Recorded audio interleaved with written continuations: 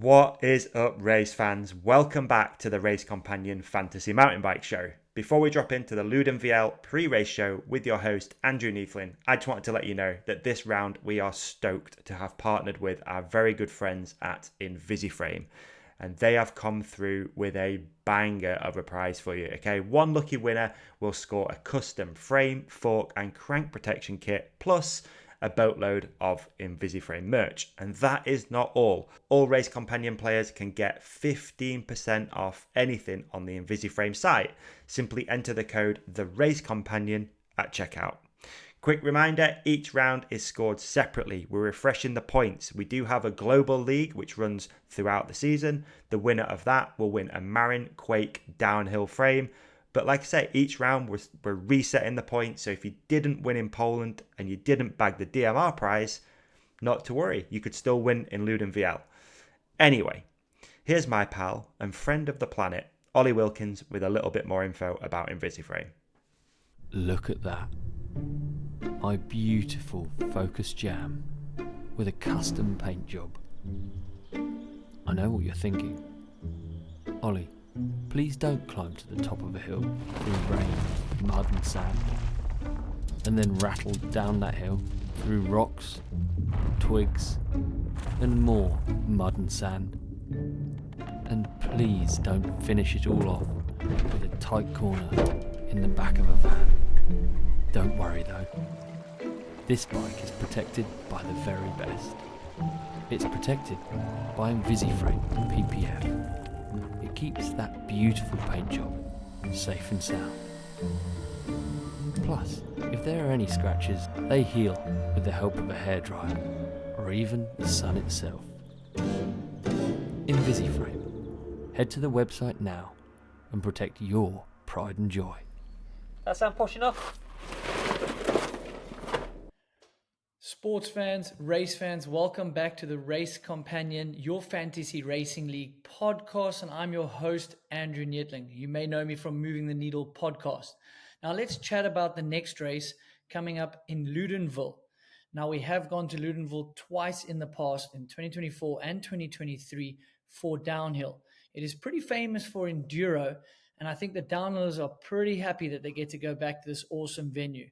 Now, it is in the heart of the Pyrenees, so rain and mud can play a big role here. Why don't we look at last year's race winner? None other than Benoit Coulange winning in front of his home crowd in France. It was a pretty amazing win. Reese Wilson, who we'll talk about a little later, he was in second. Andy Kolb in third. Those two did not have great races the first round in Poland. Loic Bruni has been on the podium there and has also won the event in 2023. And the exciting Ronan Dunn was in fifth. So that was last year's results in the men. In the women, Miriam Nicole managed to take that win. Valley Hall was in second. Phoebe Gale, who could be one of your wild cards, she was in third. Nina Hoffman and then Marine Cabarrou rounding out the five-person podium, which is no more. And as I mentioned, Loic took the win in 2022 and 2023, but Valley did the same in 2023. So look out for her to bounce back from Poland. Now, Loudenvielle is a beast of a track. It is pretty flat at the top, I must say. You've got to carry a lot of speed, and then it gets super steep down the bottom. So that's something you really want to consider when you're picking these teams and riders. Now, let's jump into, say, some notables. What can we talk about from Poland? I didn't see too many injuries, so I don't think you need to worry about that. What was impressive is Tane winning on the new bike and new team, as well as someone like Yeti, that team, coming back to downhill, grabbing fourth in the men's and the women's. And annoyingly for them, wasn't a new podium, but in the old history books it was. Now, we're still waiting to hear if Iris van Leuven is back racing. I know she posted on Instagram that she's back riding and she's going to get a flight to Europe. I have a sneaky feeling it's a little bit early, but you need to check those start lists and see if she sneaks in. But a big notable in the men is Aaron Gwynn. He will be there. He's doing 7 of the 10 races, as far as I can tell. And then another exciting addition is Dakota Norton. He's back from injury. He's raced in America with hardly any bike time, getting a pretty decent result. It sounds like he'll be there. And I have a feeling if he does practice, he'll probably do the race. It's probably not the most affordable rider considering his world ranking to put on your team. Maybe we need to see where he lands form-wise after a race or two. But I think something you need to take into account is this new Q1 and LCQ. I think we saw in Poland that the strategy is definitely going to have to change. A lot of riders missed out on Q2. There was a huge amount. Listen to this: 10 World Cup / World Champs winners that had to go to Q2 / LCQ. So could you imagine that? You've won a World Cup before. You don't attack as hard.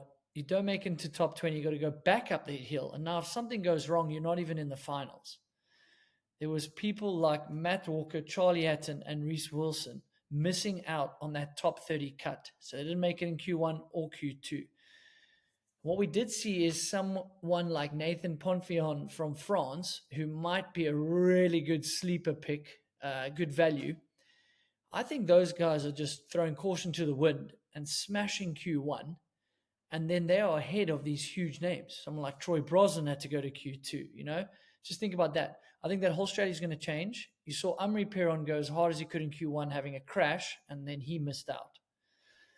So look for those top guys, I think, to throw caution to the wind, go as hard as they can in Q1 and try avoid Q2. That, I think, is going to be a big talking point for the year. But as I've said, the top riders are going to figure that strategy very, very quickly, I must say. Right. I think I've got most of that there on the team news. There's not much to go on about. We deep dived that in the first episode. Injuries looked okay. I don't really think anyone's really missing the race after Poland. But let's deep dive the course, because this is going to be super important for you to make your picks. Now, if we think about Poland, it was kind of a one-style track. It was pretty short. We said it was a sprint track. It was a little bit more physical because it rained. Now, Loudenvielle is a track of two halves. It is flat at the top, but pretty fast. Once you get up to speed, you can really hold that speed. Riders like Jackson Goldson, they're a little bit light compared to a Loic Bruni and Amri Perron. Those bigger riders can really hold speed at the top. So you've got that first half that you've got to consider with your riders. Are they going to give a little bit up there? Maybe someone like Reese Wilson is going to give a bit up there, and then he's going to really do well at the bottom. In the second half, once it drops down, there was a corner that Tani crashed in. It was a left-hander. Few people had trouble. Once it hits that left-hander, you start going almost straight down the hill. There are a few traverses, but you're always losing vertical. So you've got to be really good on the brakes. The more aggressive riders that thrive in those conditions, the likes of Reese Wilson, Amri Perron, Ronan Dunn, that can lay it down, Danny Hart when it's steep like that. Those are people you got to think about. It is 2.35 kilometers in length, so one of the longer ones on the track, and it loses 500 meters of elevation. So that's pretty big for a World Cup track. As I mentioned, riders are super excited about getting to this venue. One thing they may not be excited about is the rain. It looks decent, except for Saturday and Sunday. So race day could well rain. It's early in the year to be in the Pyrenees. It's going to be a roll of the dice in terms of weather. We've had weather play a role last year. They took out Tani. So, yeah, it's going to be a bit of luck of the draw. Like I had a bit of unlucky luck in Poland with my team. So it is what it is. So let's move over. Now, your top three predictions. This is a little challenging for me to give you outside of the box thinking here. Considering Loic had not the greatest off-season, it sounded like he was pretty fatigued even going up for his final run, and he put in that demanding win, and he's a former winner here in Ludenville. It's pretty hard not to put him as a podium pick. Same goes for Amri. He was on pace. He came down. He delivered in Poland. He was fast in Q1 until he fell. I think someone like him can really excel at the top, carries good speed. He's so fit. And then, he's an attacking rider. He could do really well. Then Benoit Coulange. That's not a sleeper pick. He's 1 year before. He was doing great at Poland till he lost his chain and still was around the top 10. And then a little bit of a wild card for the podium. Not really. Maybe we see someone like Lockie Stevens McNabb. He's been on the cusp of doing very well. Is this a track that he can do well on? I know he's going to carry good speed at the top because he's from the BMX background. Then, in the women, how can you not bet on Tani? She's going to have the momentum. She's going to have the confidence. She was fastest here last year before the rain. She won Q1 or semi, whatever it was called. Then the rain got her. So I think, as I said, equally impressive that she's able to be going this good on a new bike. So she's had a lot of bike time. So that's key. She's got the confidence. We know she can do well on this track. Got to put her as a podium pick. Valley Hall, my predictions, that was a freak race for her. She bounces back. She's out for blood. She's 1 year before. And then Miriam Nicole, didn't speak about a lot about her from Poland. Watch out for her. Now, this is where it gets interesting, because you would think in a fantasy league, it's easy to bet on the top people. It costs a lot of money. And then you got to go and figure out your sleeper picks. So you're either going to grab someone like Loic, cost $1 million, and then you're going to have some serious sleepers, or you're going to come down, maybe someone is 800 grand, and then you're going to have to get a little bit better of a sleeper pick. Here's mine, Martin Mays at 400,000. Come on. He's coming off a top 10, just getting back into downhill on that new bike. I would think he's going to ride this momentum wave. He's a type of rider that's probably raced there before in enduro. He can ride any style track. It's probably my sleeper pick, especially at that value. Then wouldn't you think Aaron Gwyn is a sleeper pick? Maybe not for the value, but you've got to talk about him coming back to World Cups. Potentially not a sleeper pick, but we don't talk about him as much. Thibaut Deprella was blistering fast at Loudenvielle till a crash last year. Someone to think about. And then someone like Remy Teron, Reese Wilson. These are the guys that the minute you point at steep downhill, gets slippery, it gets gnarly. You just love watching them. So I want to throw those guys out there. I don't know how you're building your team.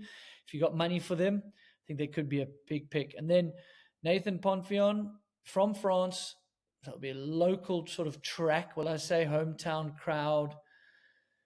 Maybe at 200 grand, I think he is. I mean, that's a huge sleeper pick, considering he was in the finals last week. So he's in the top 30. Let's move over to the women. How about Hattie Harden and Anna Newkirk, both at 600 grand or less? I mean, Hattie was on for a podium. She qualified well. Anna Newkirk was in second. So I don't think she's going to be that cheap for this much longer. So maybe get that bet in there. And then Phoebe Gale, she's done very well there in the past. And then Jess Blewett is rounding back to form after an injury. Now, they're going to be way more sleeper picks. I want to hear your guys' sleeper picks in the comments, because I know you guys are ahead of me on this fantasy league. I had a little bit of bad luck, I won't lie. Those are my excuses. Now let's check the fantasy league updates. So we spoke about it in the post show. Still leading it is Baggy with 1,393 points. He won a DMR prize bundle. Second, Big Dick Nick. He's still in second. Third, Force Field. Fourth, Zara Phillips. And then fifth, SNG. So guys, this is a big reminder. Don't forget, there's still time to head over to the racecompanion.com, set your team, update your team, lose some riders that didn't perform for you, put in some other ones. Let's go have some fun there. Now, remember, you're going to play for prizes in the Global League. You can even create a league of your own, invite your mates. That's pretty cool. And then if you enjoyed this, I am Andrew Neethling, and I do a post-race review with a guest after every World Cup, much longer form, way more intricate details, talk about gossips, controversies, all those things. So you head over to Moving the Needle podcast on YouTube or in your podcast platform, and I really appreciate it if you come and hang out there as well.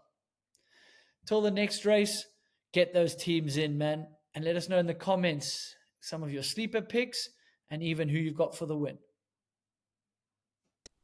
And there we have it, race fans. Your pre-race show is locked in, just like hopefully your teams on the Race Companion website.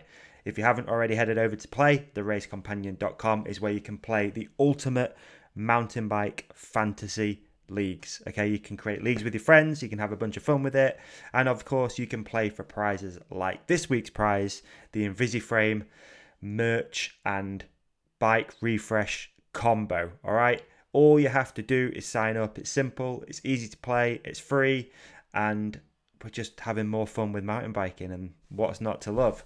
So As always, we love to bench race here at the Race Companion. Let us know in the comments your picks, tips, tricks. What are you looking for in Loudenvielle? What does your team look like? If you dare share it with the world, feel free to comment it below. And of course, we will see you on the flip side with the post-race show, again with Andrew Neethling and probably a guest. So that's going to be rad. Have a great race weekend, folks. Don't forget to follow us on social media. It's at The Race Companion. Again, we're going to keep the banter flowing and have some fun here.